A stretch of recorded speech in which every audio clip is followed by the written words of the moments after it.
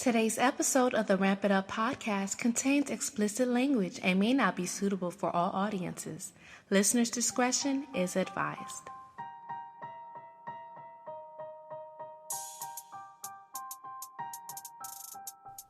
Ladies and gentlemen, you are listening to the Ramp It Up podcast with your host, Ronell Sinuis.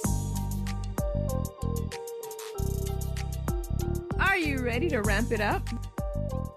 Ramp it up, ew! Hey, yo, ramp it up, B. Girl, ramp it up! Ramp it up! The Ramp It Up podcast. Hey, you need to ramp it up. Ramp it up. Welcome back for another episode of the Ramp It Up podcast. I'm your host and your favorite Zoe on Wheels, Ronell. We are wrapping up the month of September. We've been celebrating Spinal Cord Injury Awareness Month. We had Guy Woman, Dr. Guy, join us to share NeuroFit 360 and the work he's been doing with activity-based therapy at his gym. I thank him again for joining us. If you guys didn't get a chance to check out his website or his Instagram page, definitely do so.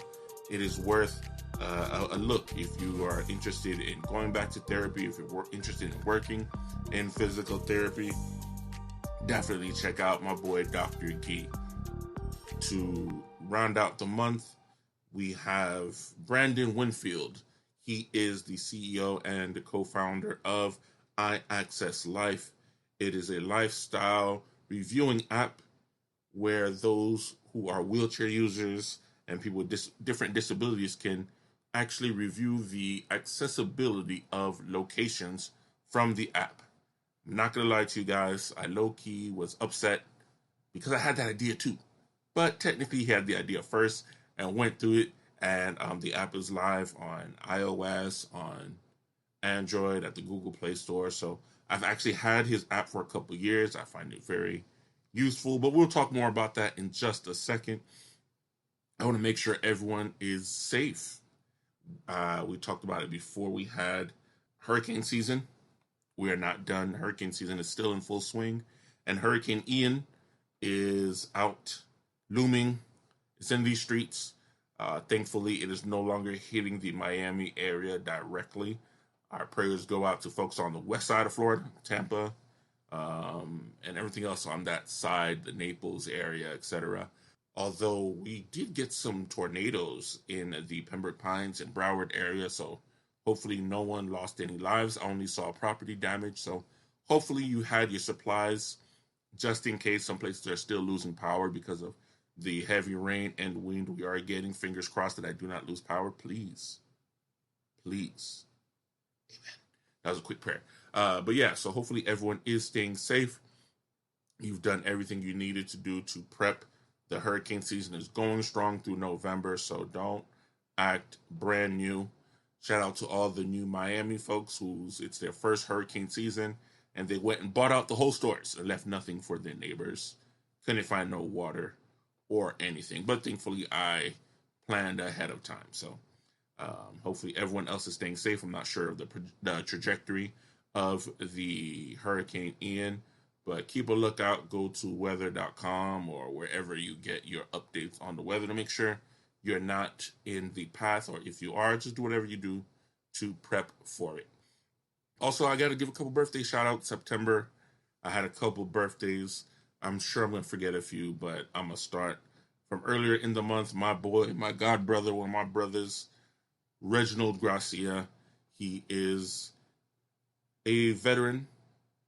Is it a veteran if they're still in the military? I'm not sure. I'll look that up. But he is currently enrolled in the U.S. Army. He is guarding our borders, making sure we are safe from tyranny, protecting our freedoms. Shout out to you, my boy. His birthday was on September the 4th. He is overseas right now, so we're praying he comes back home safely. The family is all waiting and praying for your safe return. Also, September 23rd, my godfather celebrated his 70-something birthday. We're not allowed to know the age of our elders, but happy birthday to Pastor Maurice Innocent Michel. Happy birthday, Paulin. That's Godfather in French. And last but not least, my boy, my god brother, the son, or one of the sons rather, of Pastor Maurice Innocent Michel, Harnels Michel. I forgot what your middle name is. Is it Maurice? I think it's Maurice. Happy birthday to you, nonetheless, my boy. September 24th. Yeah, another year in your 30s. Just thank God we healthy and we doing this thing. But happy birthday to you, bro. And again, to everyone else out there celebrating their birthdays in the month of September. You want to give a birthday shout out? Email it to us. Let us know whose birthdays you want to celebrate or you want us to give a shout out to. Our email address is rampituppodcast@gmail.com. Again, rampituppodcast@gmail.com. Or if you just want to share your greetings and say what's up or give us an idea for a topic or someone to interview, we love hearing from you guys. Also, I know everyone at this point is subscribed to the podcast, so you know whenever new podcasts come up. We're on all the major platforms and also on YouTube, but it's not enough to subscribe. I want to know what you think about the podcast. We want you to rate the podcast, hopefully 5 stars. Review us, leave a comment. I respond in the comments. We really want to know what you think, the feedback, especially as we're getting ready to close up this season at the end of the year and start up one fresh in January. Also, don't forget to follow us on social media. We're on Instagram, ramp.it.up.podcast. It's a perfect way to see little clips of episodes, see pictures. I post every now and then to see what's going on, and I want to know what you guys are doing. I have some adventures coming up, and I'll be sharing them strictly on our social medias, and of course, after the adventure on the episode as well. So make sure you don't miss out on it. We're on Facebook as well. Just search the Ramp It Up Podcast. Follow us, we follow back. Last but not least, I have an update for you guys. We talked about the Artemis 1 mission that I'll be participating in. Unfortunately, it was scrubbed twice in the month. First at the end of August and once in September. And I was supposed to be coming with good news. Then you know that a new date was chosen because we're looking at October the 14th or the 17th. But as of right now, that may be pushed back again because of Hurricane Ian. So Hurricane Ian is just messing things up all over the place for everyone. But once I get an update, I'll make sure to share it with you guys on our socials, or if another podcast episode comes out before I go out there, I'll make sure to tell you guys again. But it is still happening. It has not been canceled. They just want to make sure everyone is safe. Everyone who is participating in it, of course, it is an unmanned shuttle, but they still have to make sure the staff and everyone is safe and participating. All those who are flying to Texas to participate will be safe as well. So, again, I will have an update once I am given an update. All that said, I have a great conversation with Brandon Winfield. He is a paraplegic. He's a T-level spinal cord injury patient. He shares a story of how he got injured when he was a teenager to present day being a CEO and a co-founder of his own app. So definitely look out. We had a great conversation. He's a cool guy. You don't want to miss it. All right, on this episode of the Ramp It Up podcast, we're wrapping up Spinal Cord Injury Awareness Month. Last episode, we had Guy joining us, or Dr. Guy, let me say, give the man his credentials, talking to us about NeuroFit 360, his activity-based therapy. But today, I have the opportunity to sit down with someone I unknowingly was following for a while, by the name of Brandon Winfield, the founder and CEO of iAccess Life. Brandon, what's up? How you doing today, buddy? I'm doing great. We are transitioning into fall. Fall in the South is a beautiful thing. It gives you a break from all the heat, mosquitoes, humidity. Leaves start to change colors. This is when I come alive. So I'm doing great and happy to be here today. Thanks for having me. I have only seen the fall on television, being that I live in Miami. It's just slightly colder summer for us.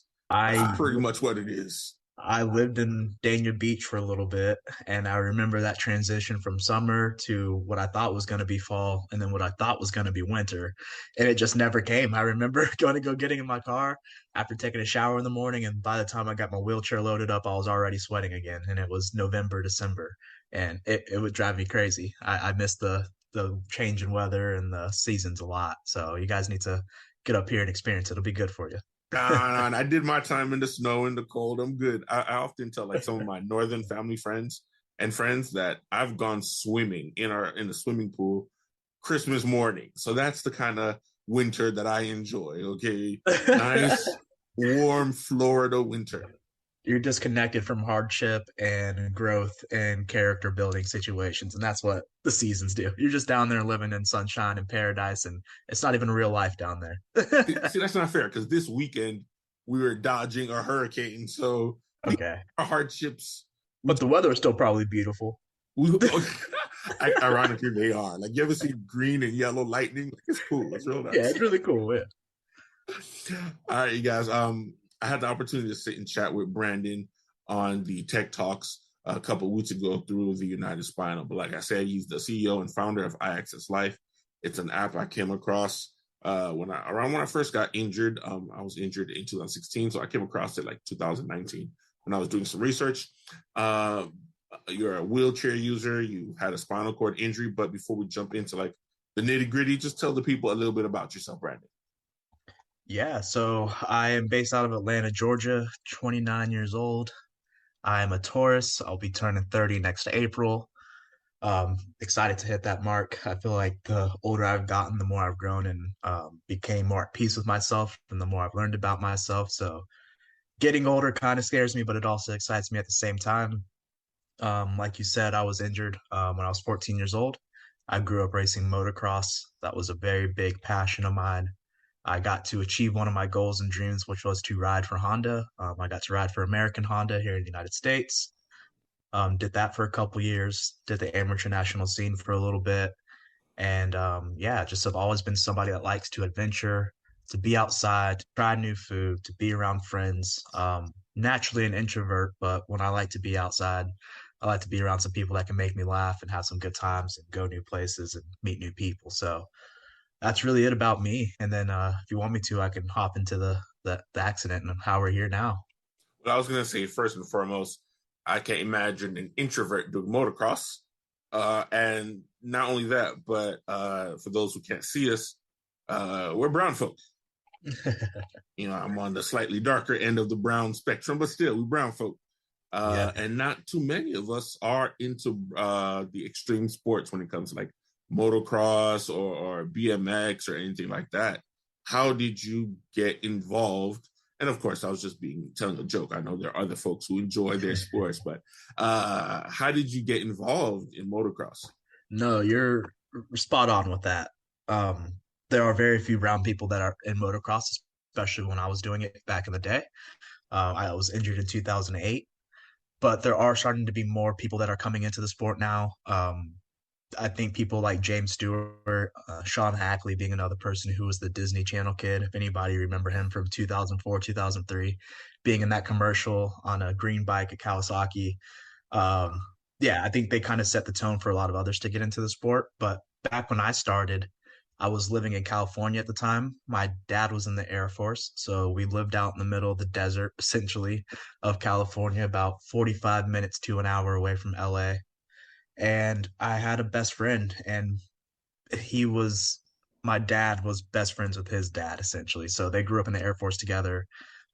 When his kids were born, I was the last one of the litter, essentially, if you want to call it that, born.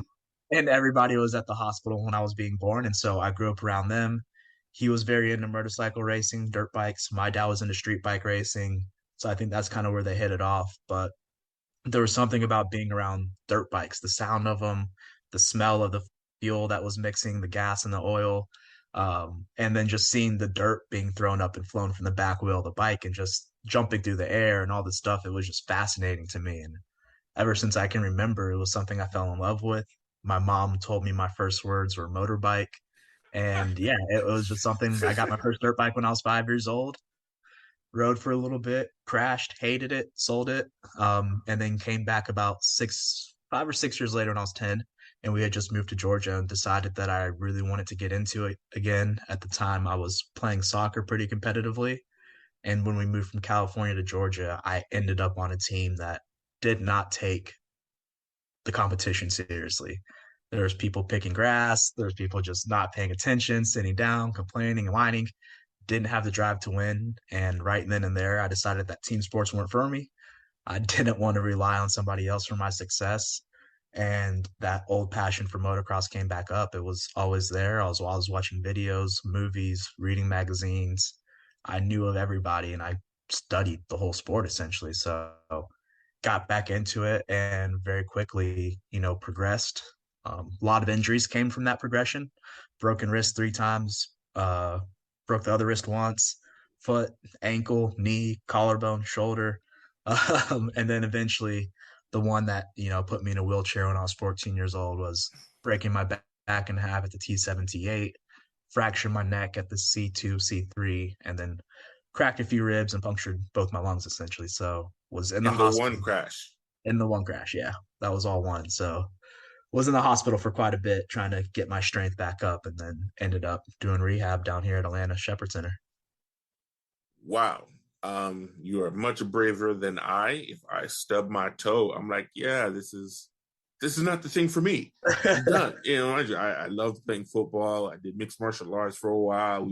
I love water sports. That's how I got hurt. But it does take a lot to give up on a passion. So I completely understand, just like anyone else that does any competitive sports or working out or anything. It's like, well, yeah, I just got a bump, a scratch, a broke. That's it. I'll be fine. So at no point did anyone in your family or your father or, say, hey, we should probably give this up before you really get hurt? Well, I'll say this. There's an old saying that 4 wheels moves the body, 2 wheels moves the soul. And there's nothing more true than that. There was no better feeling, and I still have yet to find something that I can replicate this feeling of adrenaline and serotonin and dopamine kind of rush that motocross gives you.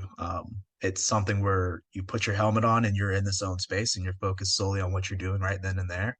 Nothing else in the world matters. And when you're having a good day of riding, it's just the best feeling in the world. There's nothing like feeling one with a machine and feeling comfortable and having this flow and making it feel super effortless and not scary. But yeah, there was definitely times where I had broken bones and, my dad was mostly there for all those, and that was hard for him to watch and see. He was definitely somebody that said, hey, we don't have to do this anymore. You don't have to do this. We can take a step back. We can ride for fun. We can just do this on the weekends and go ride in the trails and do other things.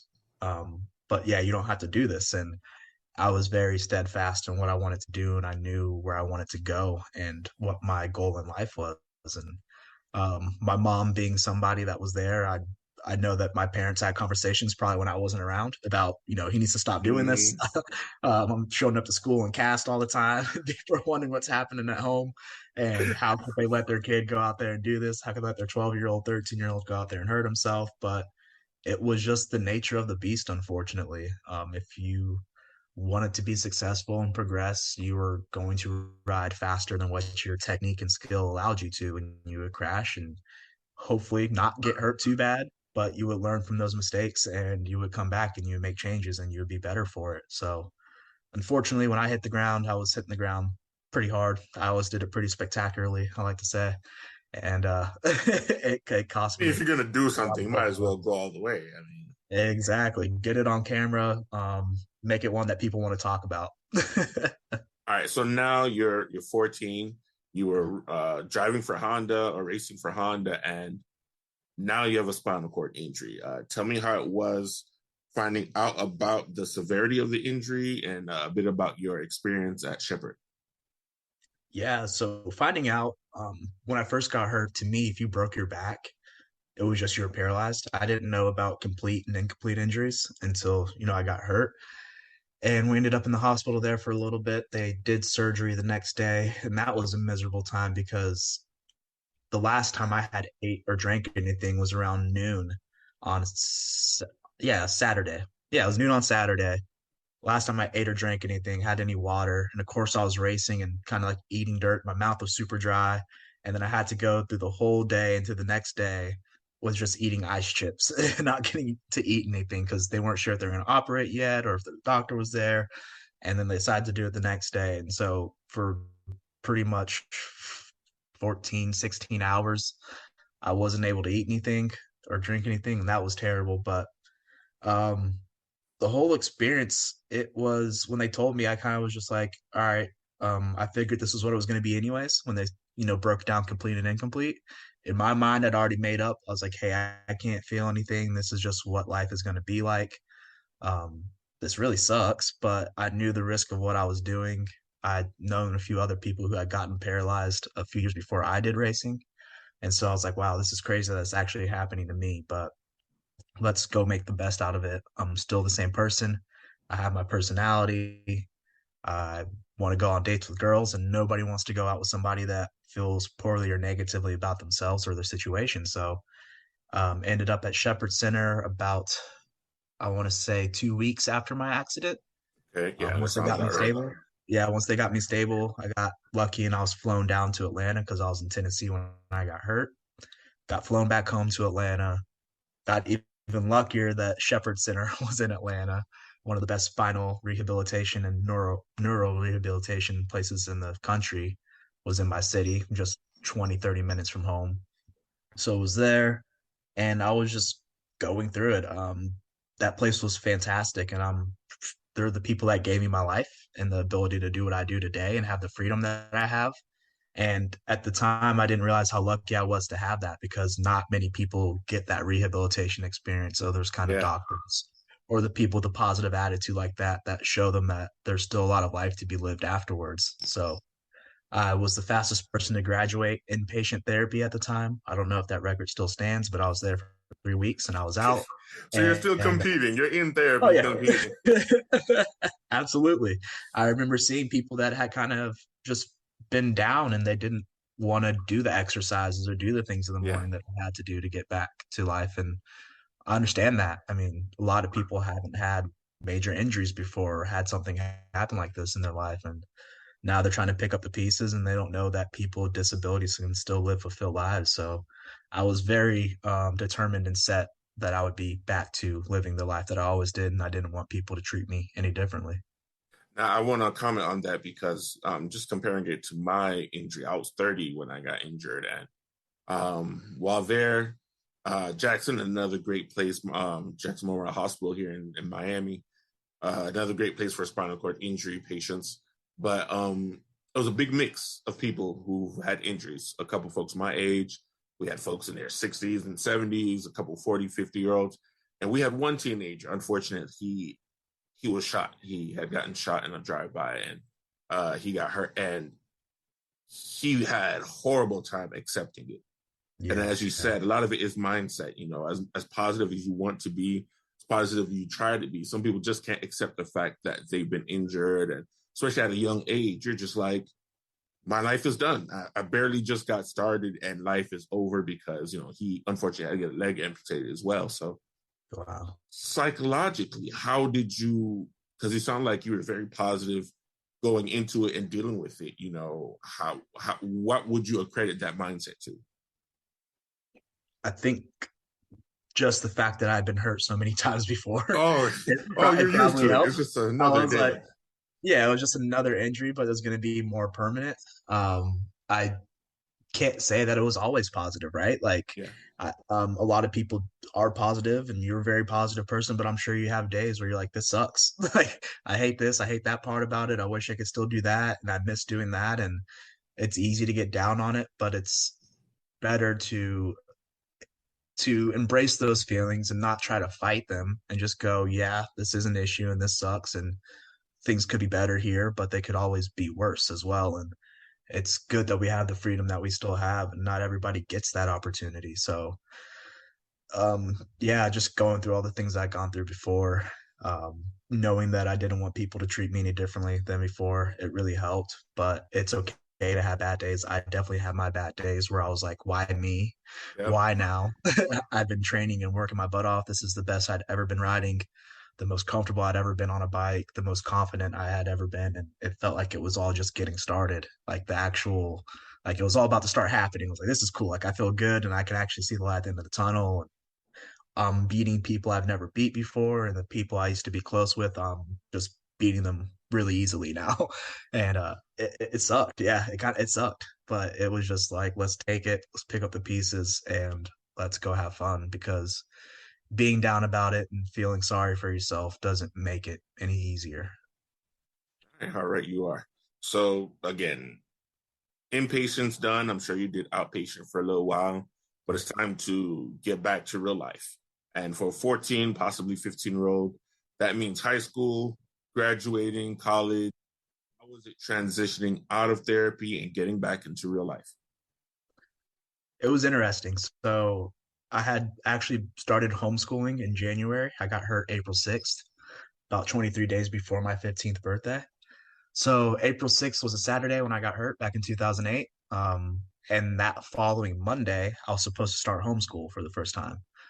So I'd went through my first semester in ninth grade, technically dropped out the second semester in ninth grade. My dad was taking me to school and said, get out, go ride your dirt bike, you're homeschooled now. And that was probably one of the better days of my life ever. And got to go ride my dirt bike, hang out with my friends. And a lot of the time, my parents would go to work and I would be at home and I had my training program. So I would do that. And I play Guitar Hero and I go ride my dirt bike with my friends and stay at the track. And so that was all really great. So having to get injured and then go through the rehab process where I missed that second semester of ninth grade and I came back to school first semester of 10th grade. It was interesting. It was this transition of some of your friends starting to, well, who you thought were your friends and the people that you hung out with, that started to kind of fade away, especially during the summer, because I was a burden to take around, to travel with, I was like this liability of, can we go to that place? Can we go do these things? Can we go to the creek? Can we go to the lake? And so a lot of people just didn't pick up the phone or didn't call me. So that was an interesting period of transitioning from that and understanding who was really there for me. And that was tough for a little bit, but I went back to school, had to make up my second semester of ninth grade, which I ended up doing, I think, in 11th grade and partially some in 10th grade. And I was very fortunate that I got hurt when I got hurt, because had I gotten hurt, say, my senior year of high school, I don't think that homeschooling program is as adequate as a public school program and what I would have, motocross racing wise. So I was happy that when I did get hurt, I was able to go back to school, finish that up, graduate, get my diploma, and then, go start at college if I wanted to and do whatever I wanted to do. So it was an interesting transition. School was never fun. Wasn't something I liked to do, but we found go-kart racing, which was something I was interested in. Started riding jet skis, was back at the track hanging out with my real friends, the people from my motocross industry, and was just finding ways to get around. My dad got me a golf cart so I could get around the neighborhood and drive around since I wasn't 16 yet and That's go cool. see friends. And that was really cool because my neighborhood had a lot of hills and it was not easy to get around. So the golf cart gave me a lot of freedom. And it also kind of gave me this thing that nobody else had. Nobody in my neighborhood had a golf cart. The neighborhood across the street was a country club with an 18-hole golf course. So they had golf carts. But I could pick up my friends and we could go over to the neighborhood across the street and cause a riot and cause some trouble over there and then come back over. And, I think a lot of memories from high school and a lot of people's memories still are of us riding on that golf cart, jumping it, running into trees, just causing mayhem essentially. So that was fun. See, it's crazy because I think that's something, as far as everyone I've interviewed or spoken with or know through therapy, we've all gone through to some degree. You're going to lose friends, or air quotes friends. You know what I mean? People who were with you because times were cool, because you were a motocross star, because you were fun or whatever it may be. And when things happen to get tough, they don't stick around. And you've heard probably some of the same arguments or reasoning I had, I can't see you this way, or it hurts to see you, or just the no more texts and no phone calls or whatever it is. But then your core group, the people who really stick by you, they see who you really are, and life continues, whether it's having golf cart adventures like you're having, or just hanging out or doing your thing, or making sure wherever they're going is accessible so you don't feel left out. And that's when you really find out who your day ones are, who your real family is, who your real friends are. Yeah, and I definitely could not have had the same positive mindset and attitude and outlook on life if it wasn't for my family, the people around me. When I came home, my parents had moved everything from my upstairs room to what was the office on the first floor essentially of our house. And so I got to come home and there was ramps already built, ramp out the back door, ramp through the garage area so I could get in both ways. My room was now downstairs so I could access that and all my stuff was set up. So I really had an awesome support group of, of course, my mom, my dad, my sister, and then my grandparents and my aunts, my uncles and cousins, and everybody in my family that really kind of picked up the pieces and helped me get back on my feet, for lack of better terms, essentially, and get back going. So it was a relatively easy transition. I definitely missed being at Shepherd Center because everything was just right there at the click of a Yeah. button. But being home was fun. It was great. All right. So now we're going to fast forward even more. You're, let's say, 19-ish, 20, and you spent the last couple of years trying to figure out how to navigate life. And as you said, you're realizing things aren't accessible. You have to call ahead, just like the rest of us have to do, figure out if you can make it or get to where you're going and realize you can't get through the door, you can't go to the bathroom. How did that affect you, and how did the first idea of iAccess Life come to fruition?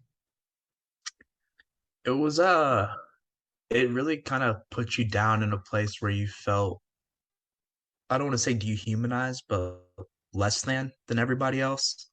Um, Especially being at the age of 17, 18, 19, getting hurt 14 to 15 years old. Like you're just growing up and you're looking for that independence. You've been under your parents' roof the whole time. You haven't had a car yet. Um, and now you can go on dates and hang out with people and be alone and kind of do your own thing. So when I would go places with friends and get there and the entrance wasn't accessible, or even worse, the bathroom wasn't accessible, and I'd have an accident or we'd have to leave early and go someplace else, or I was this burden to everybody else, I kind of start to feel very insecure about Mm-hmm. who I was and that whole situation. And yeah, I just wondered why I would have to call somebody to get accessibility information or send an email and wait to hear back. And you get information from people who never had a disability or know anything about a disability, and not that that's their fault. I didn't know about disabilities until I ended up in this space too. And I still am learning and growing Mm-hmm. as far as other people's disabilities and what they have going on and what their needs are. So just going through that and just realizing like, hey, I've never been one to make a scene. I don't want to like say, hey, I'm going to sue you guys, or what the hell's going on? I need to do this or do that for me and blah, blah, blah. I would just quietly leave and go someplace else, and got tired of doing that, especially at places I really wanted to go to. Mm-hmm. So it was one of those things of, hey, how can I know before I go? We have Yelp for the ambiance, the accommodations, how the service was, how the food was, but nothing about how accessible the parking, the entrance, the bathroom, and the interior space was. And nothing that allowed people to confidently go new places and get accessibility ratings from people that know things about accessibility or living a similar kind of lifestyle. So it was around 19 or 20, went to church with my mom. It was a New Year's Eve service. And they were talking about, instead of focusing on what your resolution was, how could you help your community? And that was something that kind of hit me. And then I was on my way to my car and I went to go reach for my door handle, and I literally had one of those cartoon moments of the light bulb going off over your head. And I was like, I'm going to make an app. Like, we're going to develop an app. And boy, was I naive when I had that idea. I was Oh, a yeah. very naive person for a long time. And that's that whole thing is a story of just getting through that first part.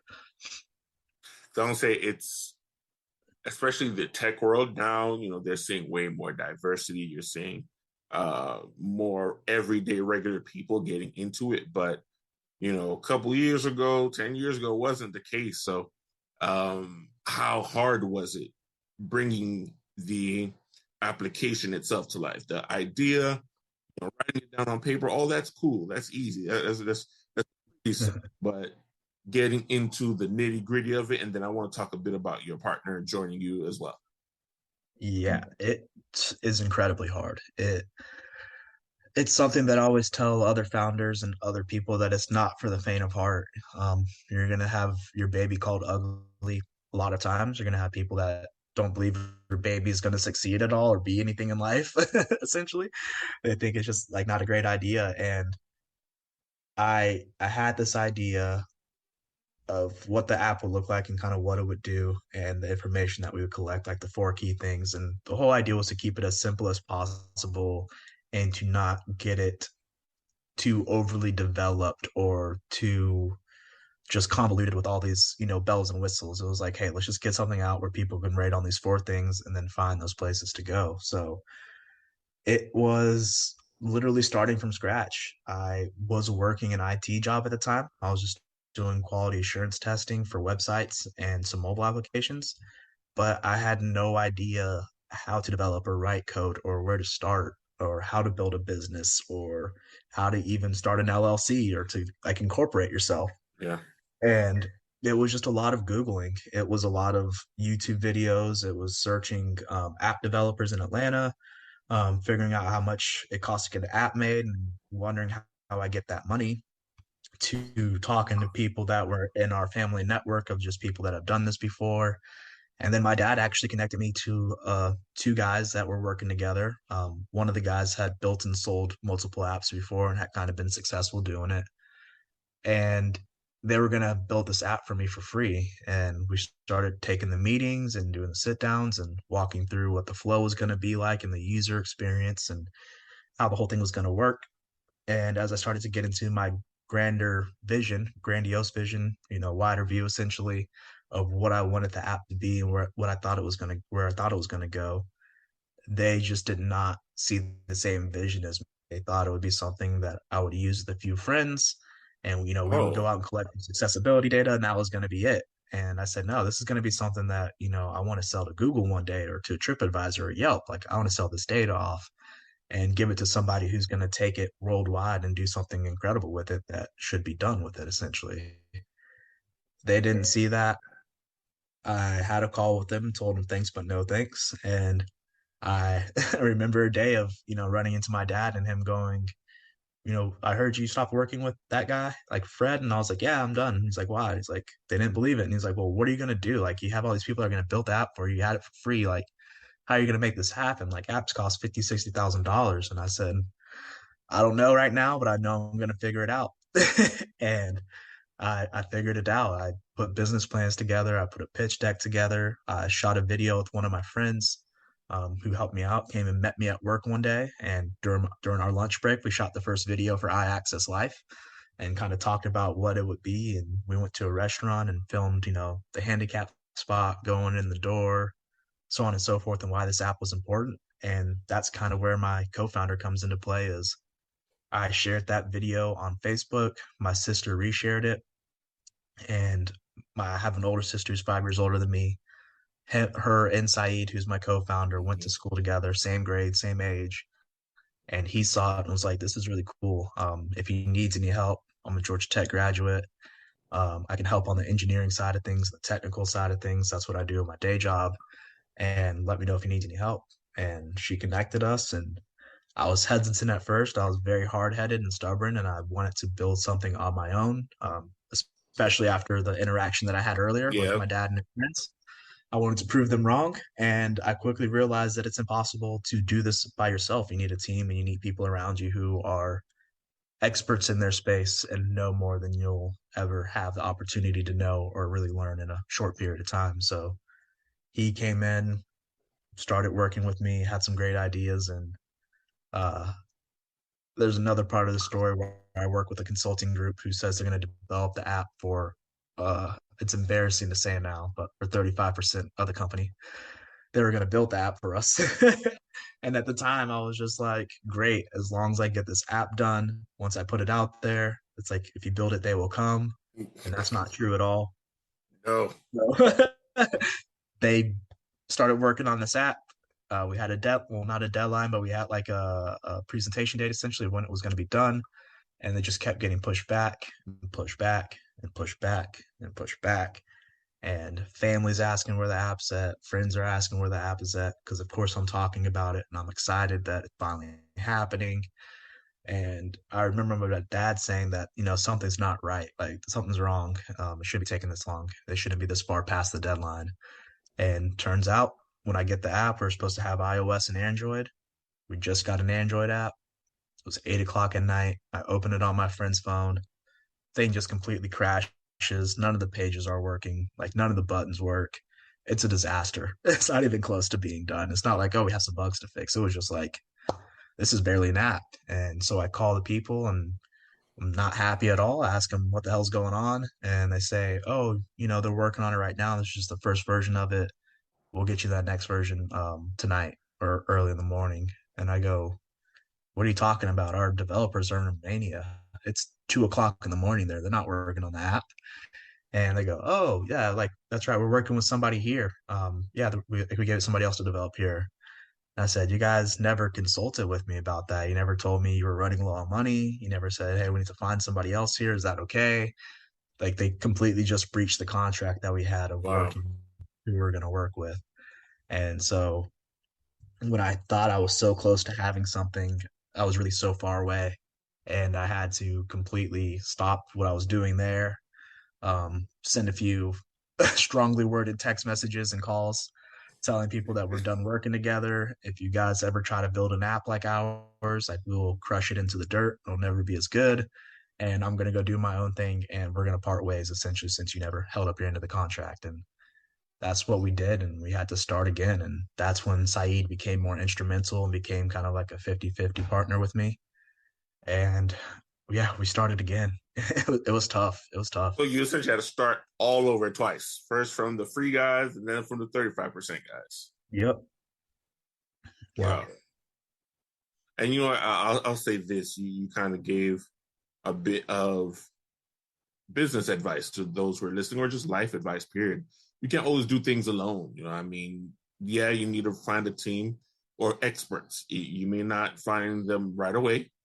You may have to switch mentors or whoever you're working with once or twice, but the reality is no, we don't know everything else. And I'm actually in a space like that as well right now, but you have to sometimes consult others who know what they're doing and who've been doing it for a while. And I'm glad you're able to connect with Saeed because clearly he's giving you way more than these guys did. He's the wind beneath my wings. I would not be anywhere close to where I'm at right now with this whole thing. Well, maybe I would. Maybe I would have found somebody else, but maybe this whole process would have been taking longer and we wouldn't be where we are at this stage. But I was pretty resilient and steadfast on making sure that I got this app out. And this was something I was very dedicated to. But Saeed definitely exponentially helped, expedite that growth and what we were trying to do and made sure that, when we started working with the new development team that he was there as the guy that could speak on the technology and the back end and how all the tables should be set up and how the data should be displayed and all these different things that I am completely clueless to. And it's like they're speaking a different language most of the time when I hop on one of those calls with the yeah, it's a different language. Yeah. It is. Yeah. And so he's so instrumental in this whole thing. And I'm very thankful for him today and what he's done. And always will be. So it's cool to have him in our corner. We've been working together for the past 6 years now, 5 or 6 years. And yeah, I'm happy to keep him around and to keep growing with him. But it's been a journey for us. It's been hard. Now, the person I really want to meet on your team is whoever's in charge of your PR. You're in the Forbes magazine. You're on TV. You're on the Bet on Black program on Revolt TV. I've seen you in a couple other magazines. That is ridiculous. Tell me how you're able to get that level of exposure so far. And of course, the experience on the Revolt program, because you got money from that. So that's amazing. Yeah, it's really been me. It's been just reaching out to people, starting with, just being open to talk to anybody, honestly, to do podcasts with people, to write blogs for certain websites, to do things of that nature. And then there's a really cool kind of tech ecosystem that's growing here in Atlanta that's been growing for a little bit now, but it's still very tight and small. And everybody knows everybody's 2 degrees of separation Yeah. between everybody in the tech ecosystem. So getting started there, working through Atlanta Tech Village, which I'm a part of now. It's a really awesome startup hub here in Atlanta that is tech focused. It's a co-working space, and they do a lot to help provide resources and advisors and mentors and capital to startups that are coming through their program. So getting connected there, doing a pitch there, just immersing myself in the tech ecosystem has opened up doors to, Hippopotamus, which is like the tech blog here in Atlanta, Medium, CBS, kind of doing those little shoots and small things like that. So I think that's pretty much how the Revolt TV thing came around was somebody reaching out, probably because they'd seen something I'd done before, or somebody in Atlanta possibly referred them to me and said, hey, this is somebody you should talk to. And so they reached out and asked me to apply to that whole thing and went through a couple rounds of interviews and application processes and was able to get into that, be a part of that show, which was a really cool opportunity. I'm very thankful for it. Very professionally done. It was a great time, and I got to get a little bit of money like you said. And then from there, the Forbes thing actually really came from being a part of the Google for Startups organization and going through their sales academy, and then winning the Latino Founders Fund. My co-founder is Latino; he's half Venezuelan, and we got to win that fund and be a part of that. And Google does a lot of things for the companies that kind of come through their programs because they want to see them succeed. And one of those is Nectar PR, which is a group that Google works with, and they work with a lot of other big, like Coinbase, I want to say, and some other big organizations to do their PR. And I reached out to them. They had offered services to the startups, and I told them my story. Said I wanted to get some press around Atlanta about some of the accessibility feedback signs that we were putting up, and they said, we do bigger stories, and we want to talk about you and your story and what that was like. And they reached out to a few people, and they came back and said, hey, Stephen Aquino from Forbes would, be interested in doing an article for you. And I was like, that'd be awesome. Like, I've always wanted to be in Forbes, like to share that with my family and my grandparents and, That's amazing. other different walks of life that, don't work in the space at all and had to work 2 jobs and work at a cigarette factory and drive buses and do all that stuff. That's really cool to show them that and kind of make them proud in that way. So it took a little while. They, asked me if I wanted to do it. I said, yeah. There was them trying to see if he was going to accept it and then get me some questions. And then the whole process kind of came to a head. I think it started in, I want to say February. And then we didn't do the interview until April 6th, which was funny enough, my anniversary of my accident. Yeah. And it was the 14-year anniversary of my accident, which means I had been in a wheelchair for 14 years of my life and not in a wheelchair for 14 years of my life. So that was a big day. On that day is like when I got to do my Forbes interview and talk about that. And it was pretty emotional, but it was cool. And it's just been one of those things I try to put myself out there and take any chance I can get to spread the word of iAccess in the story. That's amazing, man. Like, first of all, just the fact that you're so resourceful and open to it. And again, you just gave the listeners another tidbit. You got to network, man. You got to be willing to put yourself out there. You got to be willing to do the, pardon the pun, legwork. For us, the wheel work yourself, man, because one, like you said, if you're waiting for someone else, if it was someone else who was the PR person, maybe you would not have gotten this far. But things happen as they do, and sometimes it just takes putting yourself out there a lot. There's this old saying that the rich get richer, and the reason that they get richer is because they know other rich people, and they got rich because they networked and they got to get in contact with people. And they're, especially in the tech space, I don't know about any other space, mostly every other space. If you know somebody, they'll open up doors for you and connect you to other people. But in the tech space, there's so many people that, like you said, they have this great idea that they write down on a napkin, or they have this thing that they want to build in the next $1 billion company or $100 million company, and this great thing, but they lack a lot of follow through and getting told no, and then getting told that it has to be changed, or should be this way, or should be that way. Like it can, discourage people from really following through on what they wanted to do in the first place. And they kind of lose sight of their passion and their vision for what they were trying to build. And when you work in the tech ecosystem, I'm sure that happens all the time. And the people with the money have seen so many different people come and go. They get solicited all the time. There's people hitting them up, telling them they have a great idea and that they're going to build this and they're going to do that. And they're just like, yeah. That's what everybody says. But in reality, 90% of all startups fail in the first 3 years. Whether it's because of a bad idea, lack of funding, lack of follow through, whatever it may be, people fade off. So the more you can just go to these ecosystems, to these events, to these pitch competitions, to whatever it is, even if you're not a part of those things, if you're just there and they see your face and you get to talk to somebody and kind of run your idea by them and they can see you grow and evolve and like see you still be involved in the space, that's when all the doors start to open. And that's when, you get introduced to certain people. And that's when people, open doors as far as events and things that you may not have been able to get into before to allow you in there to meet those contacts and those people with the money that, make decisions. So Yep. it's really just sticking to it and being consistent. Yeah, I had just some experience with that when I was doing the radio, but now that I'm getting my feet wet in the tech world, just know that I will be harassing you. We've officially found someone who is going to attach himself to you so we can be around more people. I'm trying to get around the rich people like you get around the rich people so we can get rich too. That's just what I'm saying. That's just, make these things happen. Rising tide raises all ships. Yes, sir. So now, for the listeners who may not have experienced or heard of iAccess Life, tell them about the app, how to get it, how to get in contact with you, just things like that, so they can not only benefit it, but contribute to the iAccess Life. Yeah, so the iAccess Life app is something that I wanted to make sure was empowering. I didn't want people to come to the app and feel like they have a disability when they're using the app. There's so many things in the medical field and, in this kind of space that feels very depressing and kind of like a handout or like I don't know, kind of like something that's like a consolation prize, essentially. Like, oh, here's something for you too. I wanted our app to feel super encouraging, fun to use, and just kind of build people's confidence in going out and going new places. So, of course, a lot of this accessibility information is not available.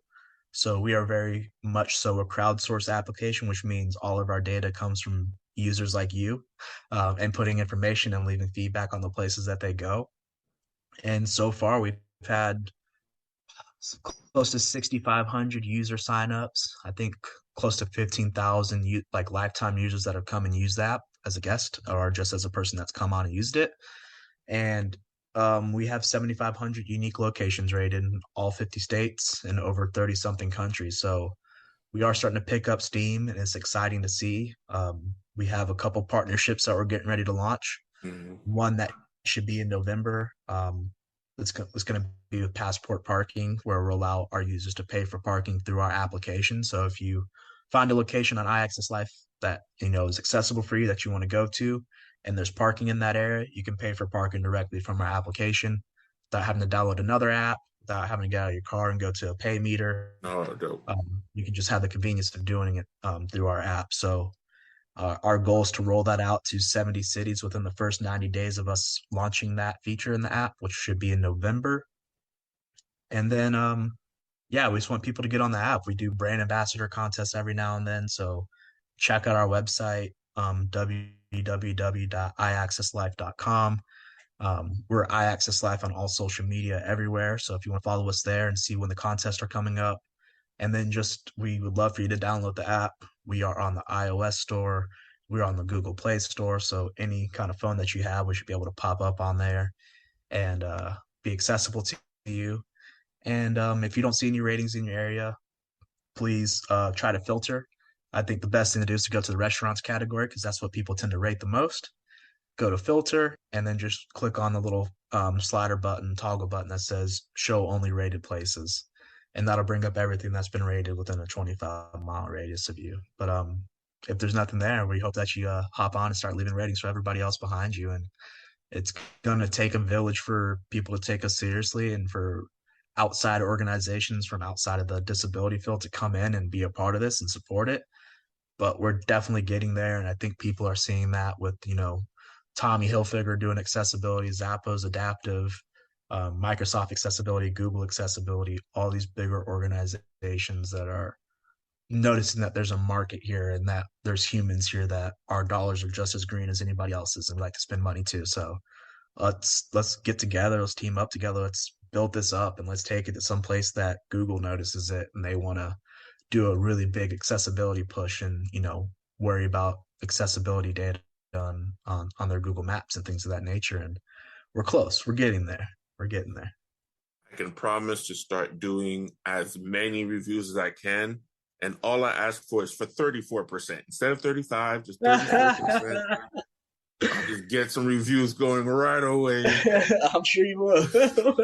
No, but what I really like about it, and you said it as well, like, unfortunately, there's this misconception that after you've had an injury or you've developed a disability or you were born with one, you're less than. You don't have the desires to go out to eat, to go have fun, to go do leisurely activities. They're usually like, okay, the hospital and therapy and things like that. Those are the places you need to go. No, we want to go karting, or we want to go to, I know Top Golf is by my house. I want to go to the game. And what many people don't realize is a part of our life is making phone calls, doing research, figuring out if these places are accessible. I know earlier this year, I was supposed to be going out with a couple friends to a concert, and it wasn't like a big stadium or arena venue. It was a smaller one. And I was trying to figure out how accessible it was, because I was like, well, I'm not just going to show up and not have a seat, what the whole deal was, or be in the back and not be able to see anything because of the people standing up. And they had no idea. I'm telling you, I'm calling the people who put the organizers. I'm calling the people who work in the venue. It took 3 weeks. So I didn't buy the ticket yet. 3 weeks for someone to finally call me. The lady had to go into the venue to FaceTime me to show me if the seating would be accommodating. Because her exact words were, well, we usually just put people in wheelchairs in the back.